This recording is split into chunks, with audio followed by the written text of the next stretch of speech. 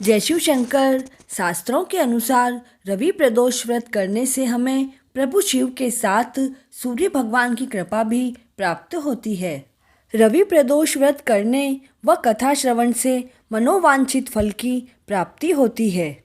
तो आइए श्रवण करते हैं रवि प्रदोष व्रत की कथा का। प्राचीन काल में भागीरथी नदी के तट पर ऋषियों व मुनियों द्वारा एक भव्य आयोजन किया गया। इस सभा में सूत जी महाराज भी पधारे। सूत जी को आया हुआ देखकर शौनकादिक 88,000 ऋषि मुनियों ने खड़े होकर प्रणाम किया।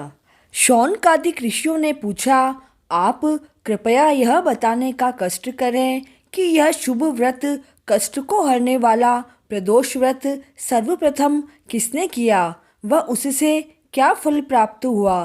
तब श्री सूत जी महाराज बोले, आप सभी शिव भक्त हैं।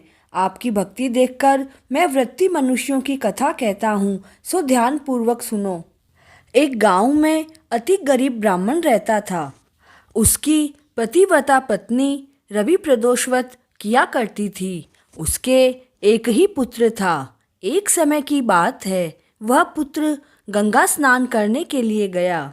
दुर्भाग्य से मार्ग में चोरों ने उसे घेर लिया और वे कहने लगे कि हम तुम्हें मारेंगे, नहीं तो तुम अपने पिता के गुप्त धन के बारे में हमें बता दो। तब वह लड़का दया से भरकर कहने लगा, भाइयों, हम अत्यंत ही गरीब हैं, हमारे पास धन तो है ही नहीं। तब चोरों ने कहा कि तेरी इस पोटली में क्या है, यह बता। लड़के ने बिना संकोच किए हुए कहा कि मेरी माँ ने मेरे लिए इसमें रोटियां दी है।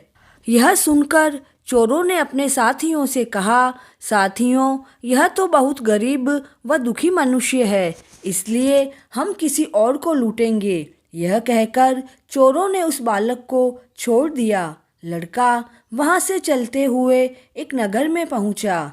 नगर के पास एक बरगद का वृक्ष था। वह लड़का उसी बरगद के वृक्ष की छाया में सो गया। उसी समय उस नगर के सिपाही चोरों को खोजते हुए बरगद के पेड़ के पास पहुँचे और उस लड़के को चोर समझकर बंदी बनाकर राजा के पास ले गए। राजा ने उसे कारागार में डलवा दिया। ब्राह्मणी का लड़का जब घर नहीं लौटा तब उसे अपने पुत्र की बड़ी चिंता हुई। अगले दिन रवि प्रदोष व्रत था। ब्राह्मणी ने रवि प्रदोष व्रत किया और प्रभु शिव शंकर से मन ही मन अपने पुत्र की कुशलता की प्रार्थना करने लगी।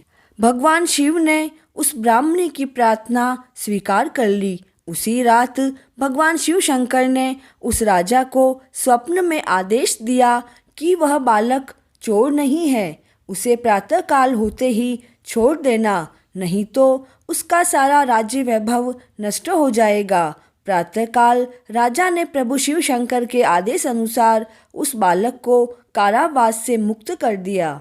लड़के ने अपनी सारी कहानी राजा को सुनाई। सारी बात सुनकर राजा ने अपने सिपाहियों को उस बालक के घर भेजा और उसके माता पिता को राज दरबार में बुलाया।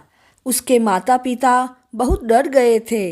राजा ने उनको डरा हुआ देखकर कहा कि आप भयभीत ना हो, आपका बेटा निर्दोष है। राजा ने ब्राह्मण को 5 गांव दान में दिए, जिससे कि वे सुखपूर्वक अपना जीवन व्यतीत कर सके। प्रभु शिव शंकर की कृपा से ब्राह्मण परिवार आनंद पूर्वक रहने लगा। कथा पूर्ण हुई। जय शिव शंकर।